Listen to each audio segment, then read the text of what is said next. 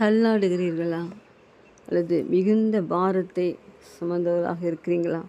உங்களை பார்த்தா ஆண்டவர் சொல்கிறாரு, அந்த பாரத்தை என் மேலே வச்சிரு என்று சொல்கிறார்.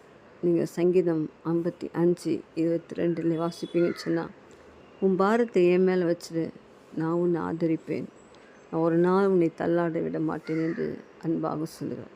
பிரியமானவர்களே, சில வேளையில் நாம் சுமக்கும் பாரம் மிக கடினமான பாரங்களாக இருக்கலாம். ஒருவேளை நம்முடைய குடும்பம், நம்முடைய வருமானங்கள், இப்போது இருக்கிற எல்லா சுச்சுவேஷன் மத்தியிலும் நம் பாரம் சுமந்து கொண்டு தான் இருக்கிறோம்.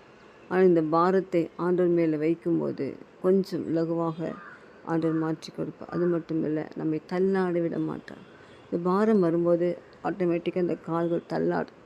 அப்படிப்பட்ட தள்ளாடுதலுக்கு நம்மை விலக்கி காக்க, நாம் விழுந்து விடாதபடிக்கு காக்க, நாம் நம்முடைய பாரங்களை அவர் மேல் வைப்போம்.